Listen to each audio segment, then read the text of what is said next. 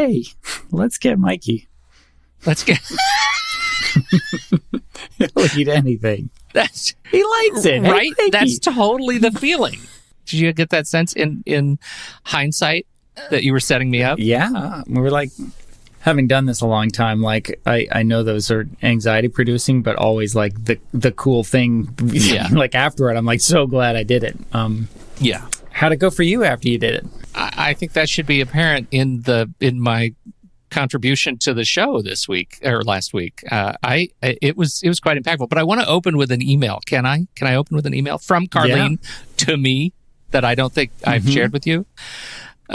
Speaking of that experiential exercise, she wrote me right after. It was a couple days. I think it was over the next weekend. And she said, "Hi Pete, Carleen here from Dodge's podcast. She's adorable.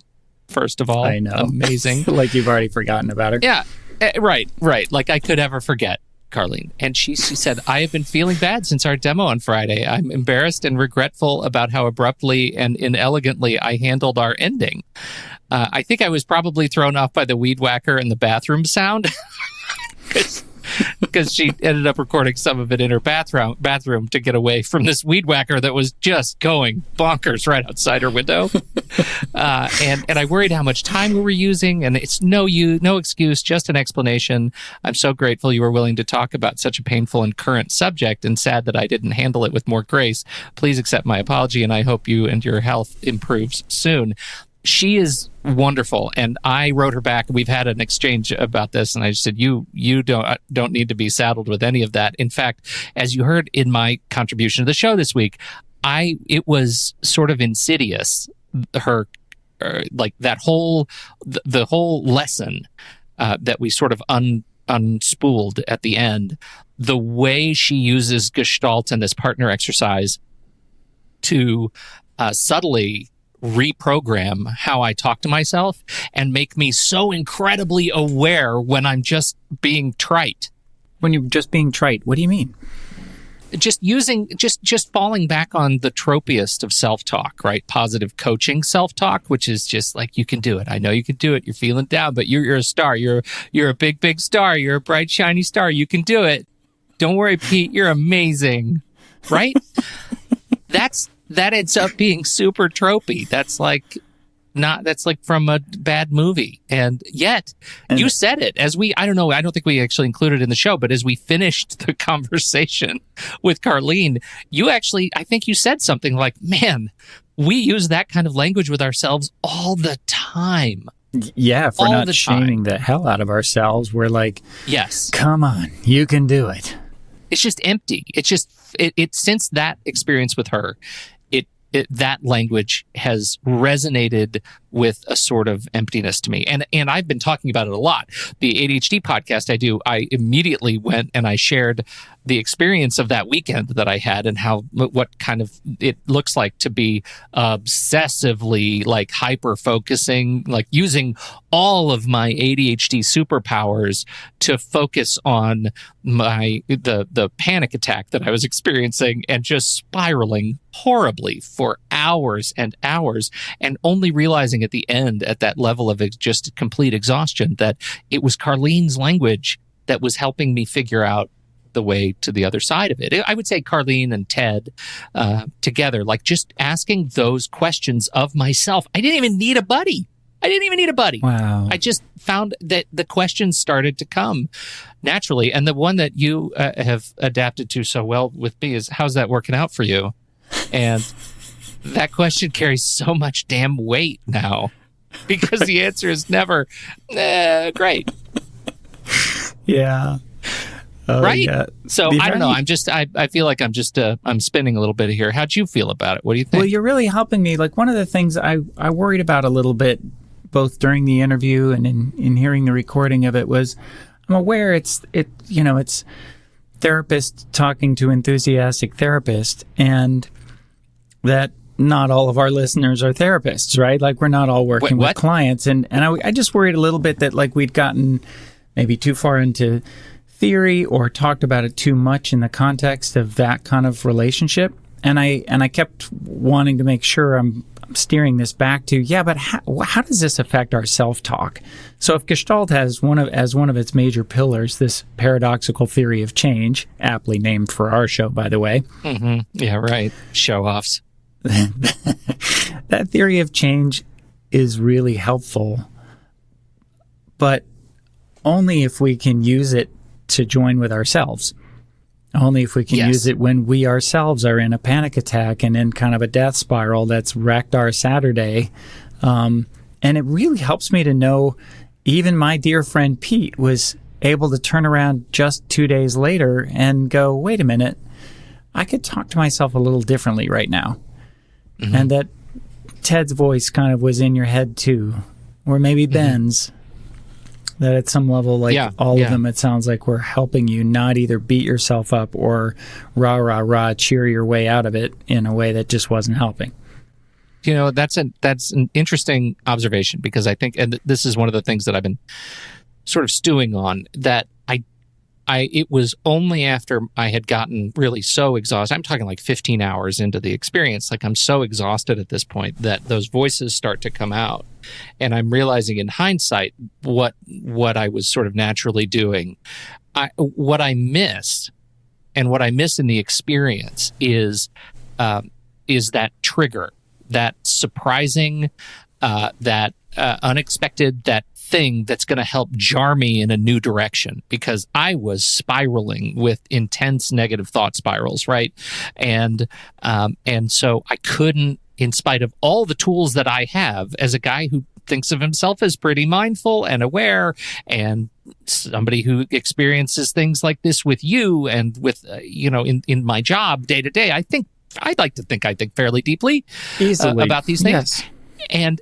And I could not muster the kind of trigger that I needed to jar me in a new direction when I was in the middle of it, right? That was incredibly difficult because I felt very lost. And I don't think I'm alone for people who experience panic attacks. Like, I don't think, I think that's probably pretty normal. At least it's normal from my experience. And I've been thinking a lot about this because, I just presented and have been researching a bunch on joy, right? The experience of joy, and what do people do who are studying joy and use that sort of surprising sort of I've been calling them joy triggers, like things that make you laugh. That when you're when you're feeling like you start to move in this direction of a negative thought spiral or something like that, and you have tools that can inspire a quick bout of joy, a quick dopamine push to actually help you move in a new direction, to remind you of your experience in place and time and move in a new direction. And I couldn't muster one for this. I had nothing for this. And so I want to bring it back to your point, because I know I'm rambling here, but the part of the conversation that's therapist to therapist, I feel like that's where, when she said you got to go to know, that's the part I feel like I was kind of missing. I got like just a taste. And boy, if there is something that would help me figure out how to use the Gestalt approach and improve my self-talk to the point that I could trigger a change in behavior when I need it most, when I'm sinking deeply into my own head, boy, that would be amazing. Yeah. What do you got, Doc? It's a good question. So I'm pausing a little bit because I'm trying to give some thought to it. The best questions always take a little more considered answer. So I was thinking about what does this paradoxical theory of change add? If we go back a little bit, we rewind to session 1, Ben came in and he's saying essentially we can't force our feelings to change, at least not without repercussions. But if we can join them, we don't have to. And Dave was saying, and we can't change life's givens, these ones like everything changes and ends and people are not always loving and loyal all the time and pain's part of life. Remember those? But if we accept them with an unconditional yes, we don't have to. And Ted came in saying we can't change others. We can't really even rush our change process. But if we really join them as they are, where they are, again, we don't have to. And this paradoxical theory of change comes in saying really, in effect, we can't change ourselves, like the deep self, without embracing ourselves as we are, who we are. Not at first, at least, right? Carl Rogers, even from his, very different point of view, from a very different kind of therapy, said the same thing. The curious paradox is that when I accept myself just as I am, then I can change. So what I'm wondering is, what would it be like to accept a panic attack right in the middle of it? Mm-hmm. It's like, it sounds... Yes. batshit crazy, clinical term. Yeah, it there. sure does. Right? Uh-huh. It sounds like accepting drowning. Yeah. Right? But in effect, like, often what stops a panic attack is our willingness to be in the panic attack and breathe. Mm-hmm. Slow down the exhales and be willing to have the panic attack. A client of mine, I rarely see kids, but a client of mine begged me to work with her daughter who was having panic attacks every time they went to the mall years ago. Mm-hmm. And so I saw her just once. We had a long conversation with her mom involved because she was pretty young. And here was their assignment. I'd like you to go to the mall next time expecting to have a panic attack. Let's plan on it. Usually, how long does it take before you have one? Oh, about 30 minutes. Great. So, set a clock. Set a clock. Yep. And when it starts, I want you to take her hand and say, good, here we go.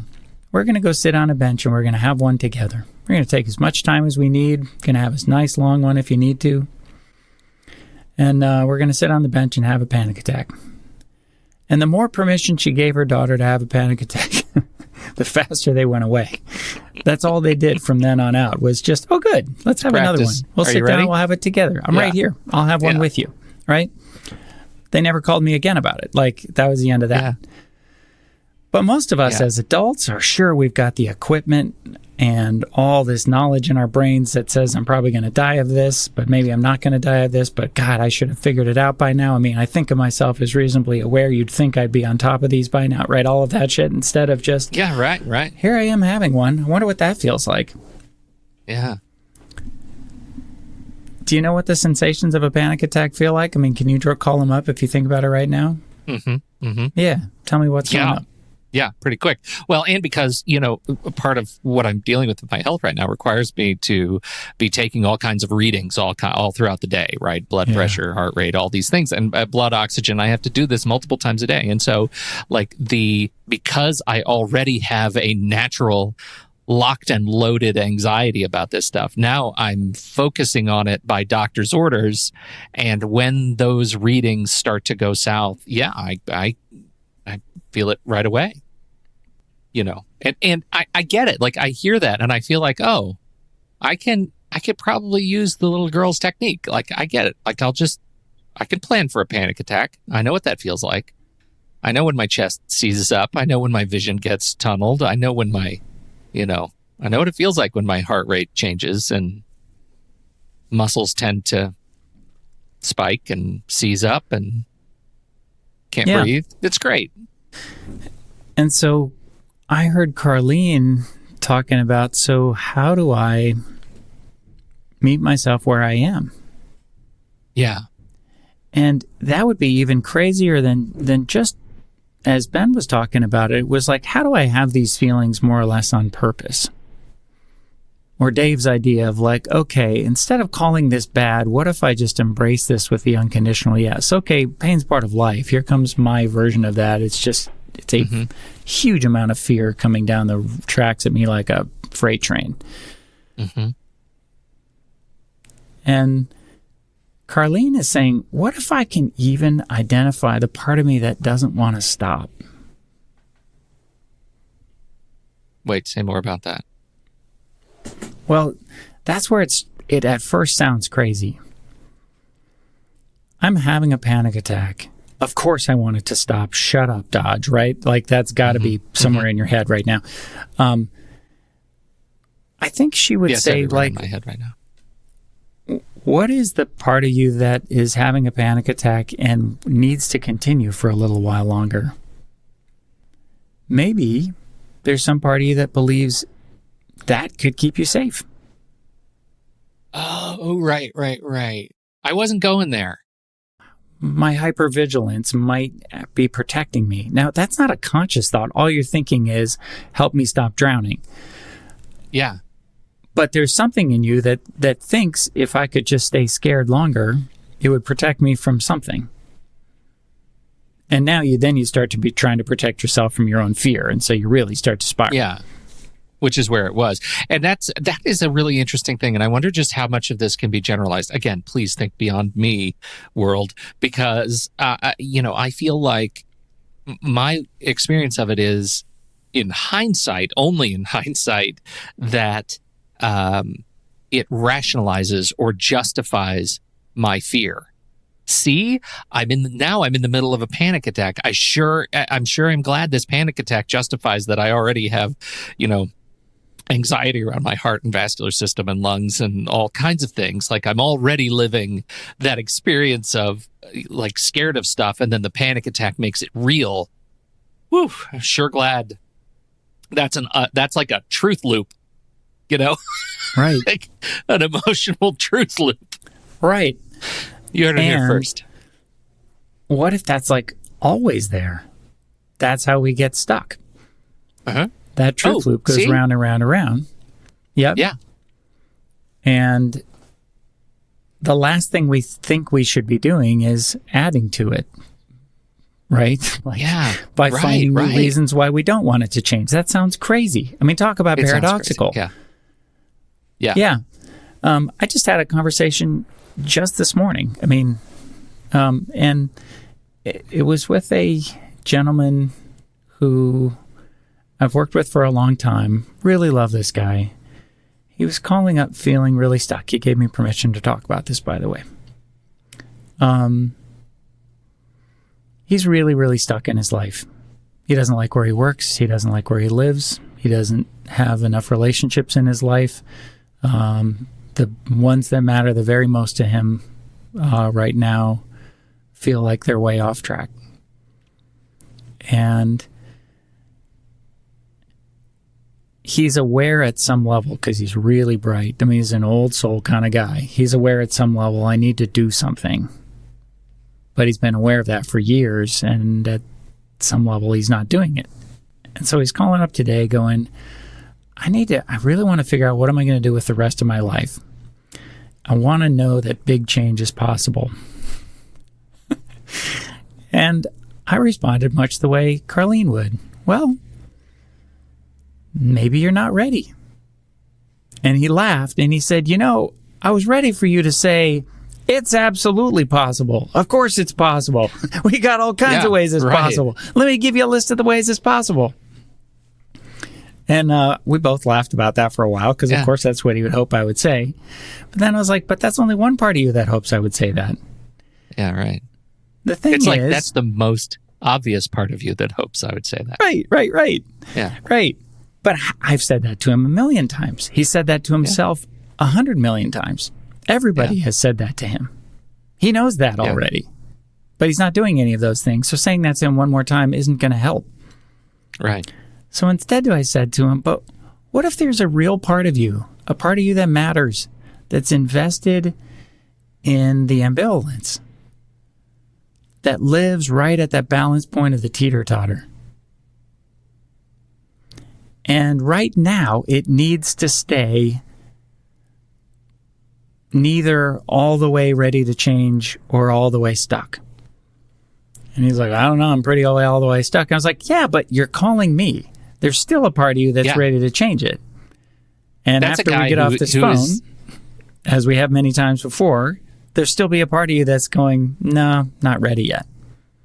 Don't think I can. But he's still on top of the 10-meter board. He climbed all the way up there. And he may be standing right at the edge with one foot out over the edge. And just because he hasn't fallen off yet doesn't mean he's going to climb back down. We don't know, right? Yeah. So I said, what if there's a part of you, though, that really needs to stay there a little while longer? If I jump on the side of the teeter-totter that says, you can do it, right? Then he's going to have to go all the way out to the other side of the teeter-totter. And no, I can't, that won't work either. Just to keep it ambivalent. So we had a whole conversation around what part of him might want to have his foot on the gas and on the brake. Now he knows about the part that's on the brake in conscious ways. He could talk about it. He lives it every day. Right. But I think, and what I said to him was, I think there's another part of you that's also got an emergency brake pull that you don't know about. So we had this really cool conversation about a part of him that's really scared to make a move. And I just did everything I could to support that side of him. That's actually not just petrified or young or paralyzed. That's smart. There is a part of you that really wants to be sure he doesn't screw this up, because the consequences could be big. Yeah, sure. And then we got to talk also about what is it that really matters about the change. We did both. Why would you want to stay here? But then also, what is it that you really want that matters about the change? And he finally came down to, somehow I'd never quite put it together that my real priority is the relationships, not the circumstances. That's what I really want. If nothing else changes but that, my life will be much better. And if everything else changes but that, my life won't be much different. Sure. And from there, for the first time in a long time, he got off the phone, ready to take phone numbers and make a move. He had moved to that kind of action part of those stages of change that Ted talked about. Yeah. He was pretty clear that wasn't going to happen. Even though he wanted me to rah-rah cheer him on, that wasn't going to happen if we went to, of course it can change. Here is what you do. Yeah. Yeah. Yeah. Is this making sense? You sort of, and that's what I feel like, I feel like a huge lesson learned for me about all of this, which is like hearing the rah-rah in my head is easy. It's like stapling at the end of that, you can do it. You can change. If you want to, you can do this. It's totally fine. Or maybe not. Mm-hmm. Right? Because when you're stuck in the middle of the rah-rah speech, you are not taking advantage of something that Carleen, I think, illustrated quite well, which is you're not taking advantage of the context of you in the world, in your emotional space where you are right now, right? You're not, and that is central to Gestalt, which is just let's be aware of our place in time and space, right? And that's really important. And that, or maybe not for me, opens a conversation with myself, or in that partner exercise, that examines, and at least allows us to examine the alternative path to just assumed success, because there's always an alternative path, or many, to assumed success. Yep. And the alternative doesn't have to be assumed failure, which is usually the kind of the false choice we force ourselves into. We corner ourselves with that kind of thinking, and that's something I try to catch in myself, is when I've got myself cornered with my language or my thoughts or the narrative I'm telling myself. If I don't change this, then I am just exactly the whatever loser I thought, or the same lazy person, or whatever name I want to call myself that day is usually the problem.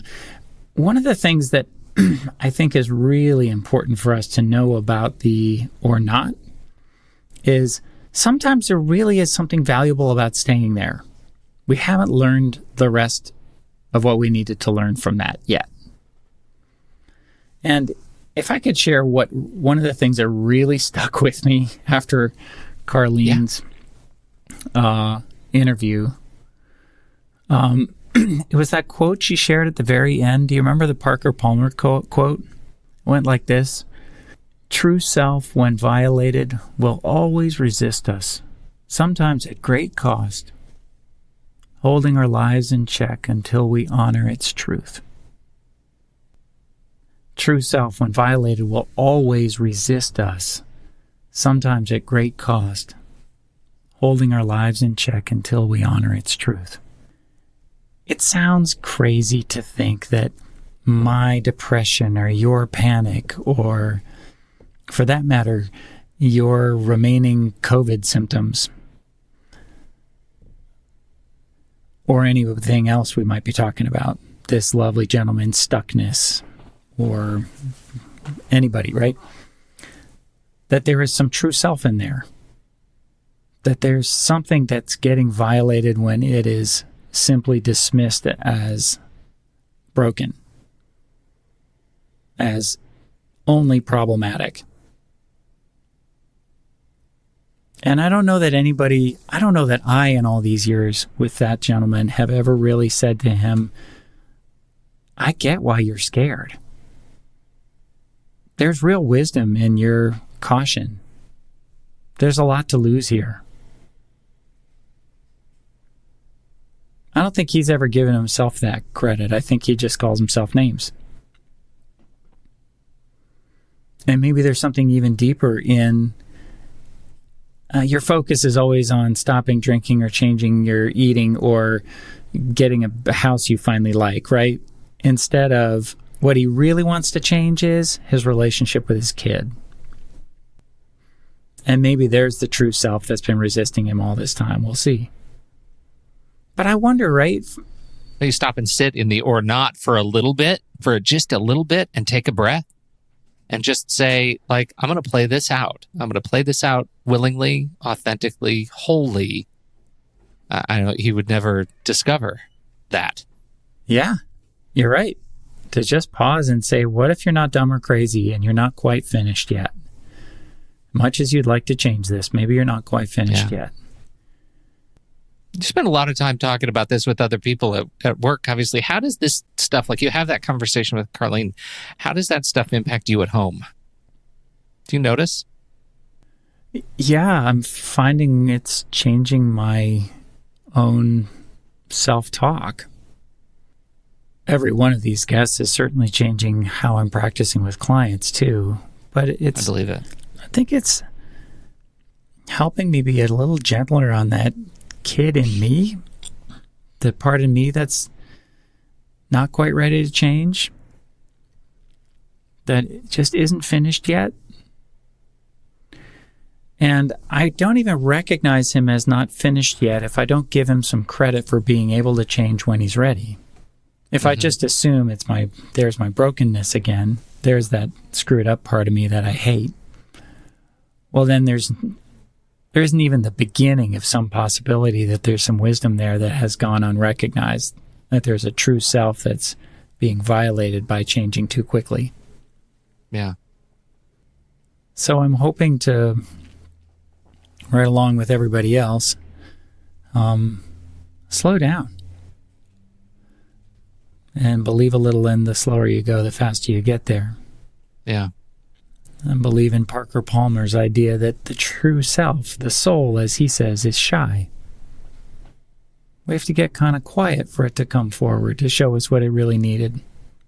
It's always gratifying to wrap up these conversations with that message. Frankly, personally, I need to hear that from you because it's so easy to get into a position of sort of imbalance. Because this is your work every day. This is the work of your head and heart every day, and I feel like there's not a little bit of like guest or not quite imposter, but just remembering, just like balancing out the scales that in fact we're all human, and I love hearing what you learn and the way you learn it, and I think I learn more by hearing how you internalize these lessons. And I find it very, very helpful. So I appreciate that. Well, I really appreciate your saying that. I just want to be clear with you and anybody else out there listening. Like, I don't have all these answers. Mm-hmm. I get a little more time to practice because I get to think about this all the time because of all the beautiful things my clients bring me. But, I mean, it was as recently as last night that I felt, angry and dysregulated and went to bed in a huff and woke up feeling some despair about it, and I was just in a bit of a mess. And so, man, I'm working on this all the time, doing my best too. And just this conversation right here reminds me, like, okay, so what about that part of me? Does that have to be only broken? Like that when I got mad, I didn't say all the perfect things, or that I got mad at all. Does that have to be bad? Like, can I slow down a minute and be like, well, no, wait, what was going on there for me? Is it okay that I don't have this all figured out as a parent? Yeah.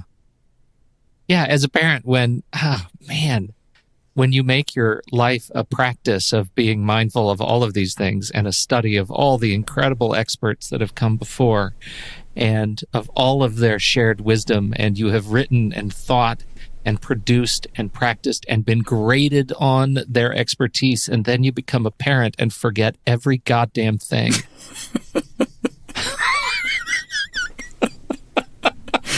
Yeah.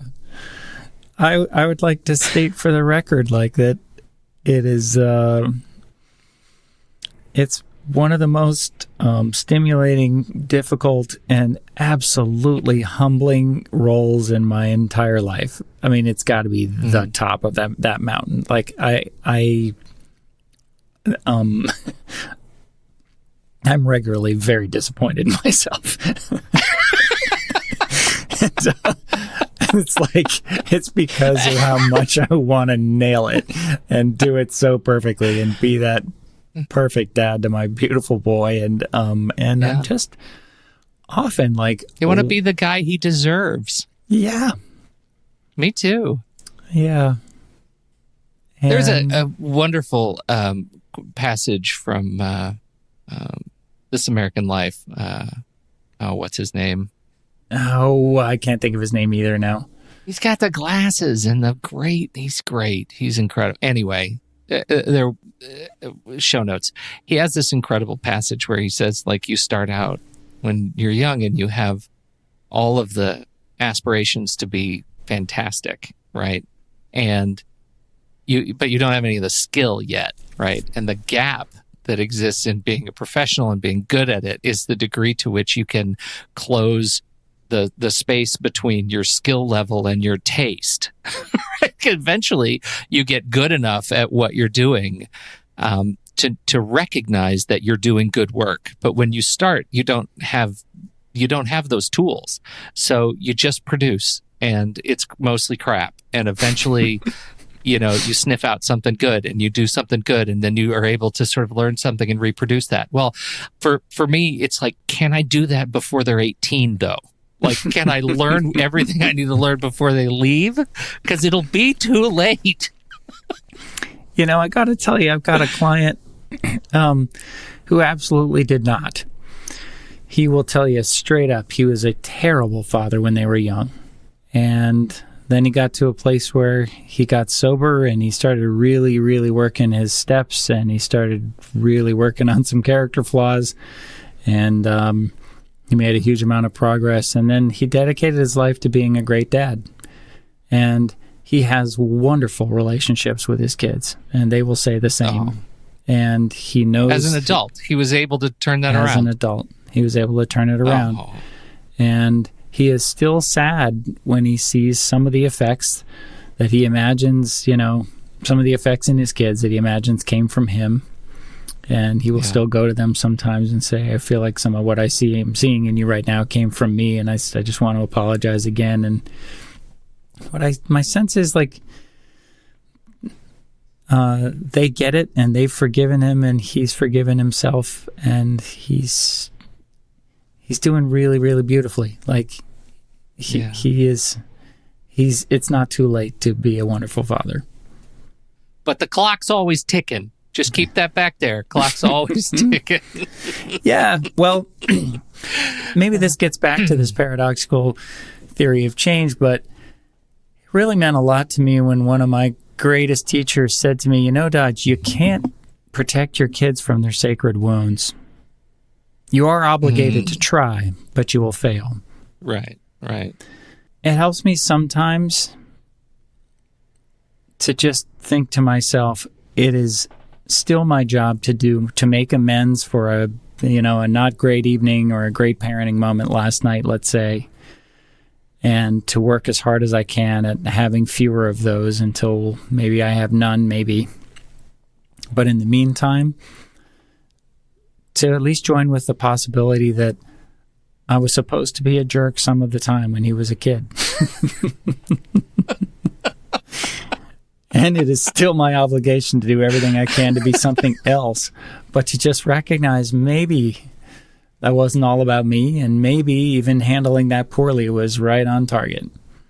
Isn't that a weird thought? May my life serve as a warning to others. Yeah. Beautiful. Thanks, Dodge. Well, looking forward to the next one. Me too. Love you, buddy.